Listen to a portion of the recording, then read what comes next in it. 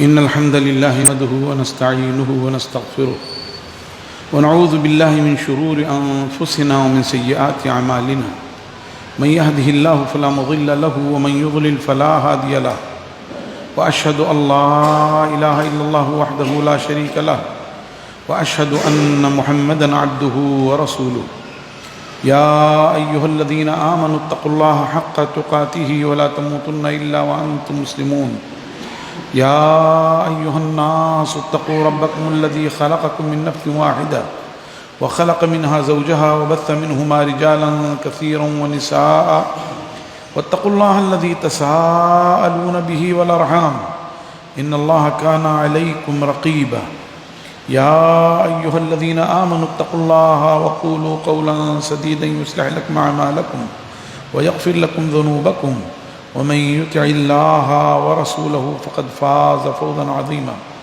أما بعد فإن خير الحديث كتاب الله وخير الهدي هدي محمد صلى الله عليه وآله وسلم وشر الأمور محدثاتها وكل محدثة بدعة وكل بدعة ضلالة وكل ضلالة في النار.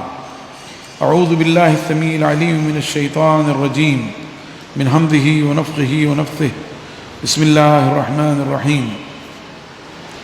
قل من حرم زينة الله التي أخرج لعباده والطيبات من الرزق قل هي للذين آمنوا في الحياة الدنيا خالصة يوم القيامة كذلك نفصل الآيات لقوم يعلمون.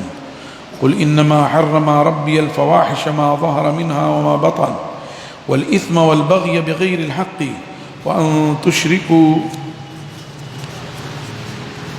بالله ما لم ينزل به سلطانا وأن تقولوا على الله ما لا تعلمون. ولكل أمة أجل فإذا جاء أجلهم لا يستأخرون ساعة ولا يستقدمون. يا بني آدم إما يأتينكم رسل منكم يقصون عليكم آياتي فمن اتقى وأصلح فلا خوف عليهم ولا هم يحزنون. والذين كذبوا بآياتنا واستكبروا عنها اولئک اصحاب النار هم فیہا خالدون. محترم حضرات، سامعین و سامعات، سورہ اعراف کے چوتھے رکوع کی کچھ آیات آپ کے سامنے تلاوت کی گئی ہیں. اس سے پہلے والے رکوع میں یہ بات پیش کی گئی تھی کہ کفار اور مشرکین نے بیت اللہ الحرام کے طواف کے لیے ننگے ہونے کو مشروع کر لیا تھا، اور وہ یہ عقیدہ رکھتے تھے کہ جس لباس میں ہم گناہ کے کام کرتے ہیں بھلا اس لباس میں کیسے بیت اللہ الحرام کا طواف کریں، یا اگر نیا لباس سلا کر کے اس لباس میں بیت اللہ الحرام کا طواف کر لیتے ہیں تو اس لباس میں پھر کیسے گناہ کریں. اس لیے انہوں نے اپنے جی سے یہ اختیار کر لیا کہ ننگے ہو کر طواف کریں. ظاہر ہے کہ یہ غیر مشروع عمل تھا، اسی لیے ان کو ٹوکا گیا. تو انہوں نے یہ کہا جب وہ کوئی برائی کا کام کرتے وَإِذَا فَعَلُوا فَاحِشَةً، جب وہ کوئی برائی کا کام کرتے تو کہتے ہم نے اسی پر اپنے آباء و اجداد کو پایا ہے. وَاللَّهُ أَمَرَنَا بِهَذَا، اور اللہ نے ہمیں اسی بات کا حکم دیا ہے. ایسے ہی وہ اپنے جانوروں کو بتوں کے نام پر چھوڑ دیتے، اپنی بچیوں کو زندہ درگور کرتے اور دیگر گناہوں کے کام کرتے رہتے. تو وہ جو ہے یہ سمجھتے تھے، یہ دعویٰ کرتے کہ اللہ تبارک و تعالی نے ہمیں اس کا حکم دیا ہے.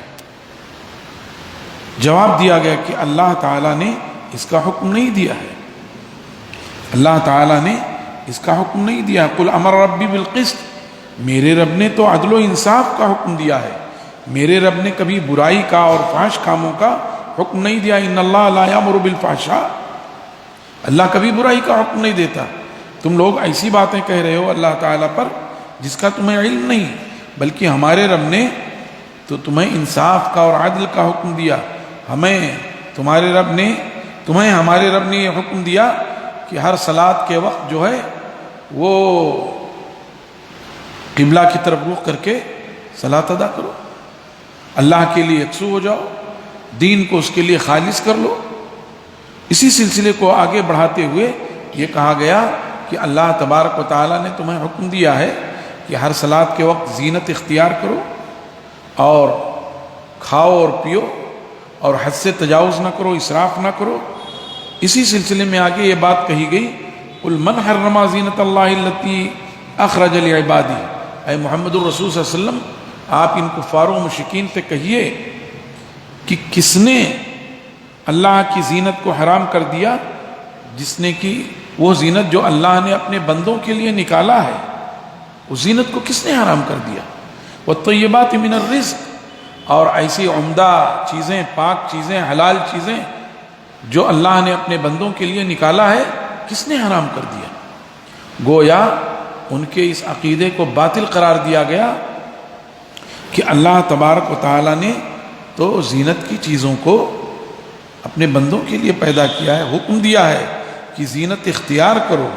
اسی لیے حکم ہے کہ جب اچھا لباس پہنو تو دعا کرو، الحمدللہ الذی کسانی ما اواری بہ سوءتی واتجمل بہ فی حیاتی، اللہ کی تمام تعریف جس نے ہمیں یہ لباس پہنایا، جس کے ذریعے میں اپنے ستر کو چھپاتا ہوں اور اپنی زندگی کو خوبصورت بناتا ہوں، زینت اختیار کرتا ہوں۔ تو اللہ نے کہا ایسا کیا جی، اور ایسے ہی عمدہ عمدہ رزق بھی اللہ نے اپنے بندوں کے لیے حلال کیے ہیں۔ یہ تو مشرکین ہیں جنہوں نے اللہ کی زینت کو، اللہ کے لباس کو اپنے اوپر حرام کر لیا۔ جیسے ان میں بہت سے سادھو سنت ہیں صاحب، وہ ایک لنگوٹی پہن لی، اور ان میں کتنے ایسے ہیں جو مادرزاد گھومتے رہتے ہیں اور وہ یہ سمجھتے ہیں کہ یہ اللہ کے تقرب کا ذریعہ ہے، اللہ سے قربت کا ذریعہ ہے۔ ایسے ہی کتنے لوگ ہیں جو عمدہ غذاؤں کو استعمال نہیں کرتے، اپنے لیے حرام کر لیا، اور کیا کہتے ہیں کہ ہم نفس کو مار رہے ہیں۔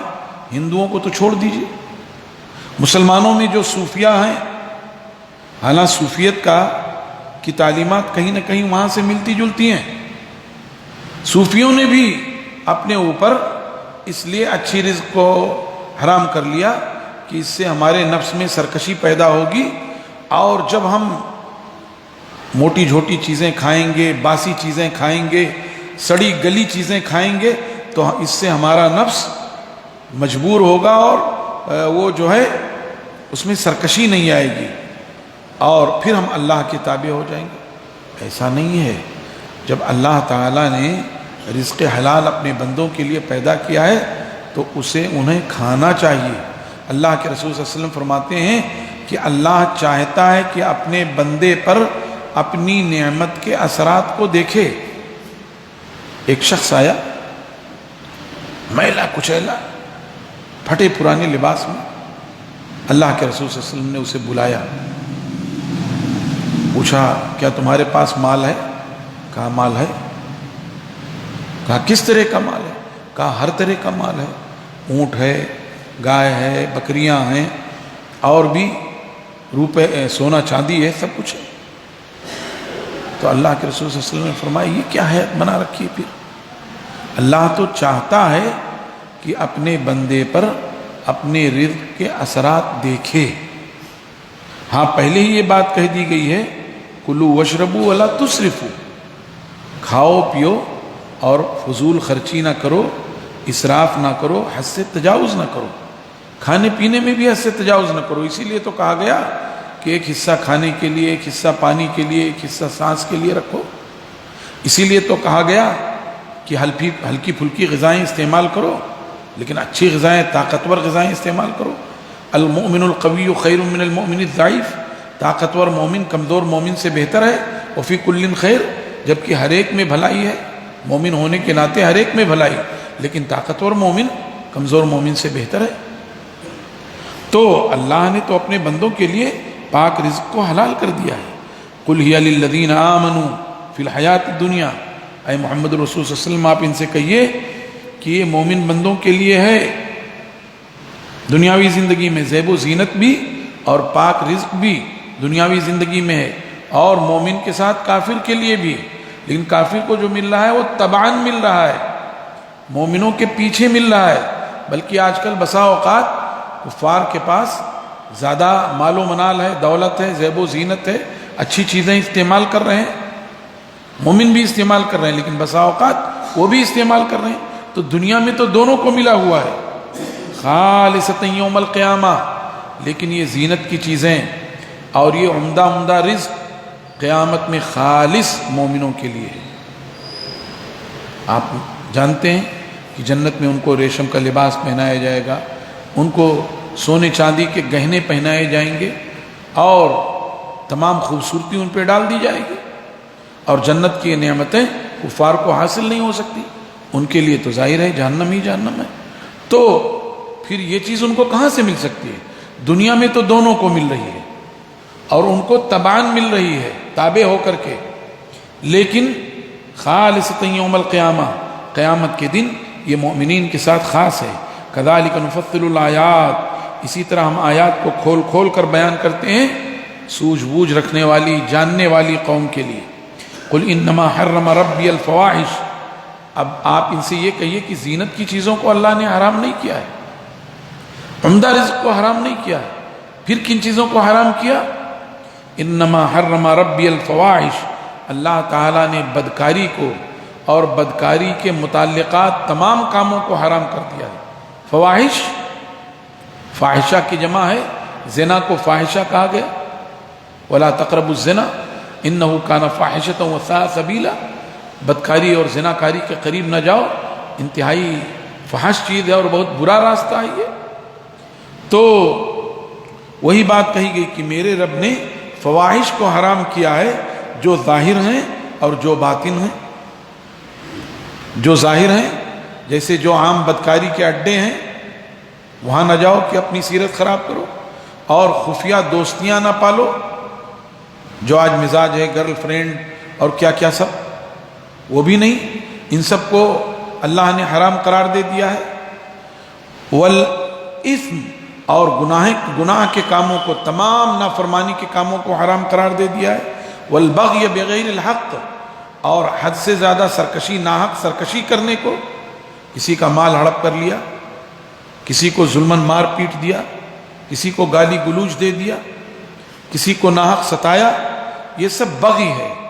اور ایک تشریح یہ ہے کہ وہ گناہ جو اپنی ذات تک محدود ہو وہ اسم ہے، لیکن وہ گناہ جس کا اثر دوسروں تک بھی پہنچ جائے وہ بغی ہے۔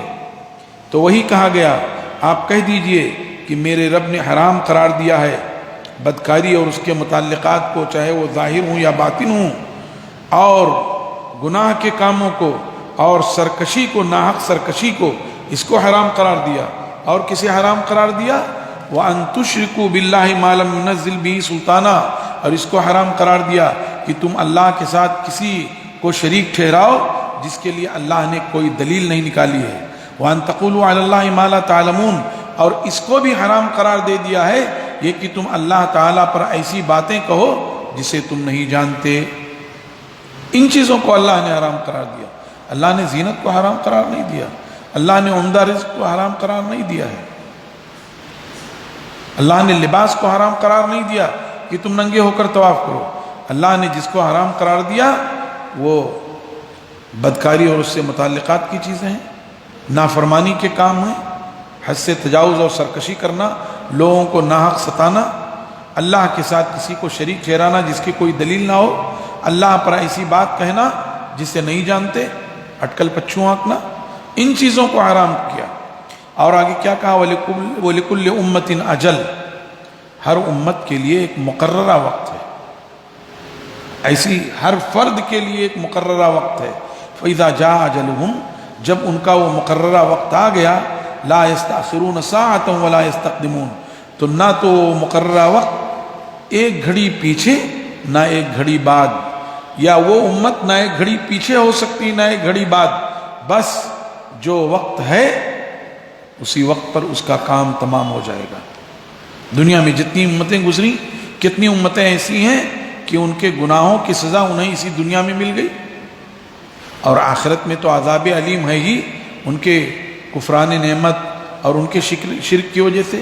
لیکن کتنی امتیں ایسی ہیں کہ ان کے افراد نے پوری پوری زندگی گزار لی ظلم میں اور کفر میں اور شرک میں، اور آخر میں اسی حال میں مر گئے، دنیا میں کچھ نہیں ہوا، تو ان کے لیے آخرت میں بھاری عذاب ہے۔ یا بنی آدم اما یاتینکم رسل منکم، اے بنی آدم یا تو ہمارے رسول تمہارے درمیان آئیں گے اور وہ تمہیں میں سے ہوں گے، رسل منکم۔ قرآن پاک نے جگہ جگہ یہ صراحت کی ہے کہ جتنے انبیاء گزرے ہیں وہ سب انسان تھے، وہ نور نہیں تھے، وہ فرشتہ نہیں تھے، وہ جن نہیں تھے، وہ کوئی اور مخلوق نہیں تھے، بلکہ وہ انسان تھے۔ آج ہم 50 کروڑ کی تعداد میں دنیا میں ہیں اور کہتے ہیں نہیں صاحب ہمارے رسول صلی اللہ علیہ وسلم تو نور تھے۔ قرآن پاک یہ کہہ رہا ہے کہ اما یاتینکم رسل منکم، تمہیں میں سے وہ رسول ہوں گے، اور ہم 50 کروڑ لوگ یہ کہتے ہیں کہ نہیں صاحب وہ نور تھے۔ کیا مطلب؟ قرآن آیت جھوٹی ہے یا ہم 50 کروڑ لوگ جھوٹے ہیں؟ ظاہر ہے اگر کوئی یہ کہہ دے قرآن آیت جھوٹی ہے تو اس کا اسلام سے رشتہ ہی ختم ہو گیا، اسلام میں باقی ہی نہیں رہا۔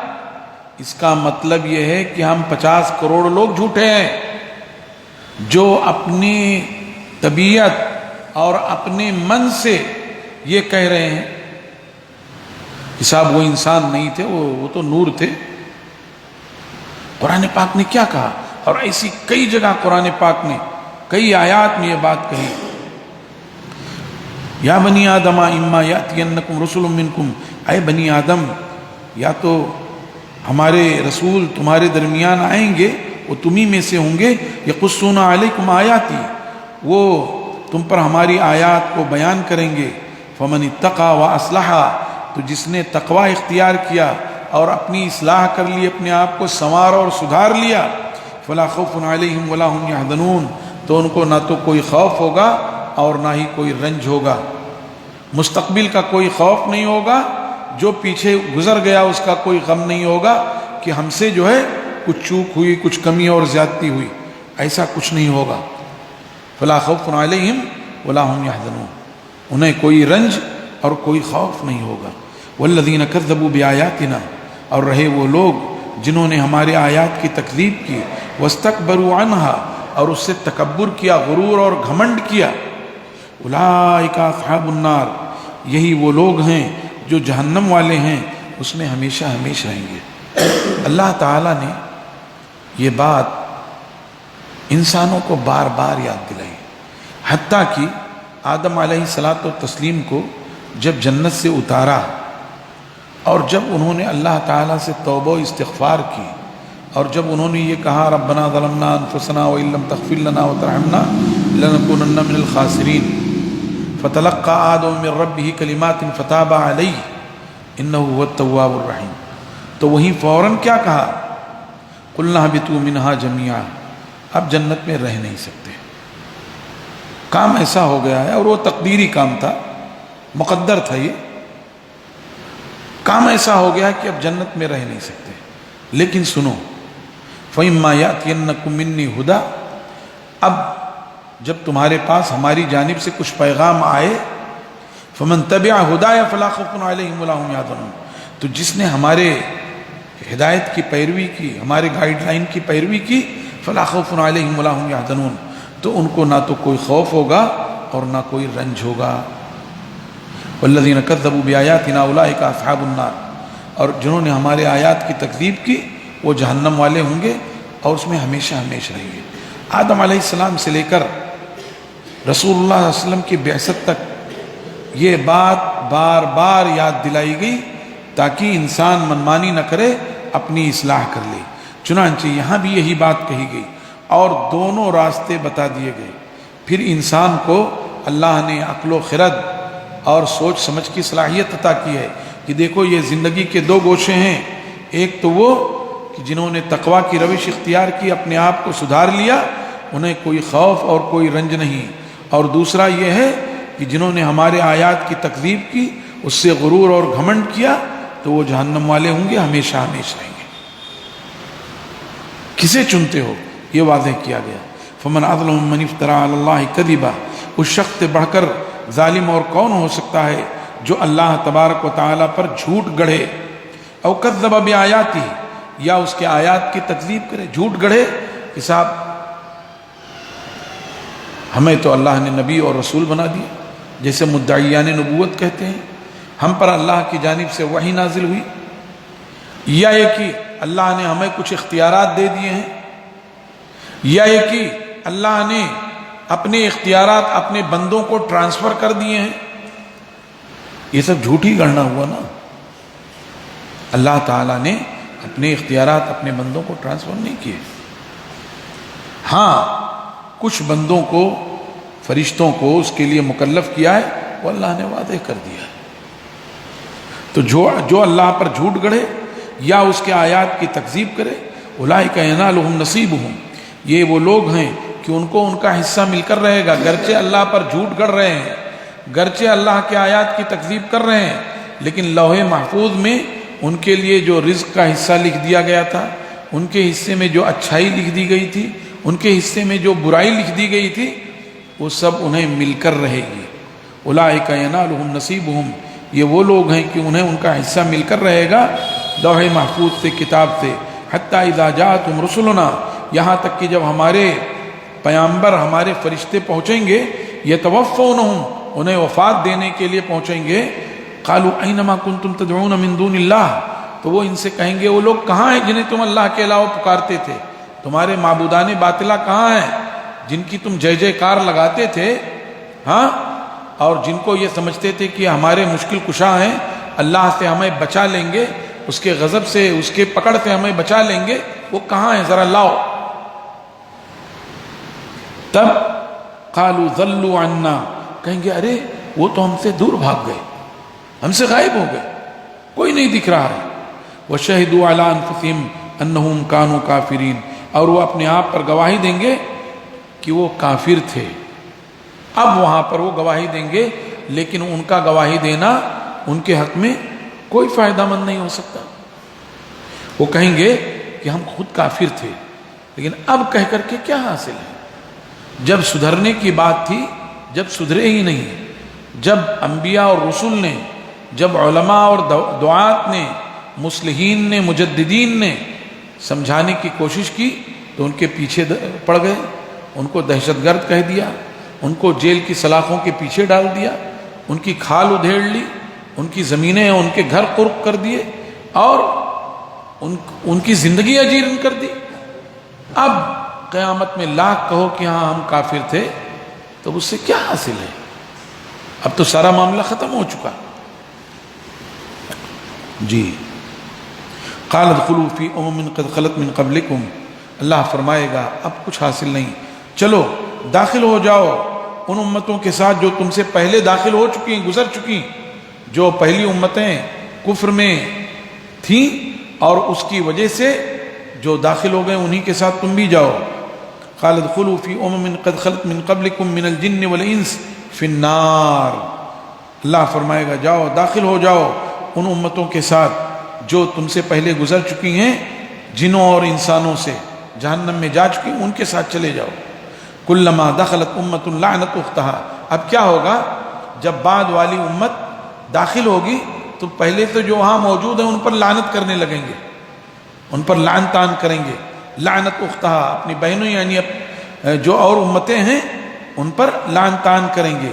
حتی اذا ادارکوا فیہا جمیعا، یہاں تک کہ جب سب کے سب جہنم میں اکٹھا ہو جائیں گے، ادارکوا فیہا، سب کے سب وہاں جب جمع ہو جائیں گے،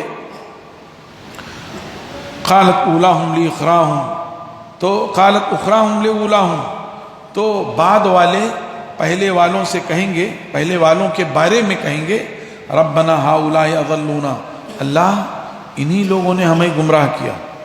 جو بعد والے ہیں وہ پہلوں کے بارے میں کہیں گے، اور ایک تفسیر یہ ہے کہ پھر مرید لوگ اپنے پیروں کے بارے میں کہیں گے، مرید لوگ اپنے پیروں کے بارے میں کہیں گے، ہؤلاء اضلونا، اللہ انہوں نے ہی ہمیں گمراہ کیا ہے، فآتہم عذابا ضعفا، تو اے اللہ تعالیٰ ان کو دگنا عذاب دے جہنم سے، کیونکہ ہماری گمراہی کا سبب یہی بنے، ان کی وجہ سے ہم گمراہ ہوئے۔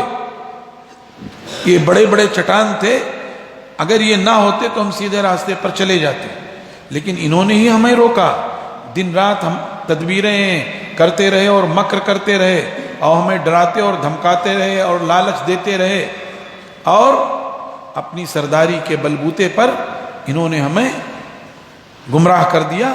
تو اللہ تعالیٰ ان کو دگنا عذاب دے۔ بعد کی امتیں پہلے والوں کے بارے میں کہیں گی، یا یہ جو ہے عابد لوگ اپنے معبود، یا یہ کہ کہہ لیجئے کہ مرید لوگ اپنے پیر کے بارے میں یہ کہیں گے کہ انہیں دگنا عذاب دے دے۔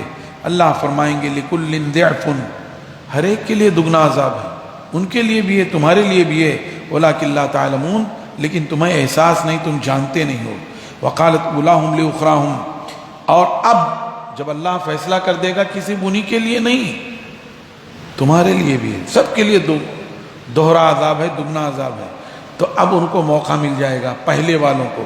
وَقَالَتْ أُولَاهُمْ لِأُخْرَاهُمْ، تو پہلے والے بعد والوں سے کہیں گے فَمَا كَانَ لَكُمْ عَلَيْنَا مِنْ فَضْلٍ، تمہیں ہم پر کوئی فضیلت حاصل نہیں ہے، جس عذاب سے ہم دو چار ہیں وہی عذاب تمہارے لیے بھی ہے، جس ذلت سے ہم دو چار ہیں وہی ذلت تمہارے لیے بھی ہے۔ فَمَا كَانَ لَكُمْ عَلَيْنَا مِنْ فَضْلٍ، تمہارے لیے ہم پر کوئی فضیلت نہیں ہے۔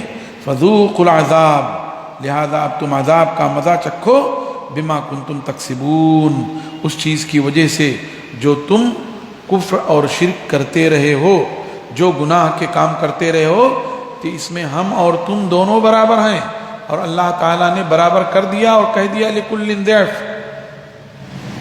سب کے لیے دگنا ہے۔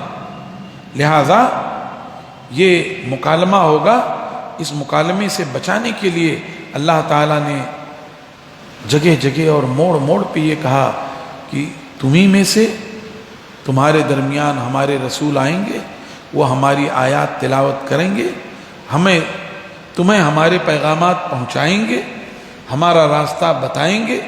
اب تم میں سے جن لوگوں نے تقوی کا راستہ اختیار کیا، اپنی اصلاح کر لی، توحید کے ڈگر پر چلے، شرک سے گریزاں رہے، انہیں نہ تو دنیا میں کوئی خوف اور رنج ہے اور نہ آخرت میں کوئی خوف اور رنج ہے۔ لیکن جو لوگ جانتے بوجھتے، سوجھ بوجھ ہوتے، ہوش و خرد ہوتے ہوئے بھی ضلالت اور گمراہی کا راستہ اختیار کریں، شرک کا راستہ اختیار کریں، تو ظاہر ہے کہ ان کا ٹھکانہ جہنم ہے، اور جب جہنم میں ساری قومیں جمع ہو جائیں گی تو آپس میں ایک دوسرے کو لعنت کریں گی۔ لیکن اب وہاں اس لعنت کا، اس طعن و تشنیع کا کیا فائدہ؟ اللہ کا فیصلہ ہوگا لِكُلٍّ ضِعْفٌ، سب کے لیے دگنا اجر ہے۔ اور پھر پہلوں کو موقع مل جائے گا کہ تم سمجھتے تھے کہ تمہیں چھٹی مل جائے گی، تمہارا عذاب ہلکا ہو جائے گا، ایسا نہیں ہے، تمہیں ہم پر کوئی فضیلت نہیں، جو ذلت ہمارے لیے وہی ذلت تمہارے لیے، جو عذاب ہمارے لیے وہی عذاب تمہارے لیے۔ لہذا اب عذاب کا مزہ چکھو۔ اللہ سے دعا ہے کہ اللہ تعالیٰ قیامت میں ہم سب کو سرخرو اور شاد کام کرے، دنیا میں بھی بھلائی دے اور آخرت میں بھی بھلائی عطا فرمائے، اور دنیا اور آخرت ہر دو جگہ ہمیں خسارے سے، گھاٹے سے، ٹوٹے سے محفوظ رکھے، ہماری زندگیوں کو شرک سے، خرافات سے، بدعات سے، لاؤبالی پن سے، نافرمانیوں سے، فحش کاموں سے محفوظ رکھے، ہماری زندگیوں کو نیکی، تقوی، پرہیزگاری، طہارت کا آئینہ اور مجموعہ بنا دے، جب تک زندہ رکھے توحید پر زندہ رکھے، جب خاتمہ ہو توحید پر ہمارا خاتمہ ہو۔ سبحان ربک رب العزت عما یصفون وسلام علی المرسلین والحمد للہ رب العالمین، وصلی اللہ وسلم وبارک علی نبینا محمد وعلی آلہ وصحبہ اجمعین، والسلام علیکم ورحمۃ اللہ وبرکاتہ۔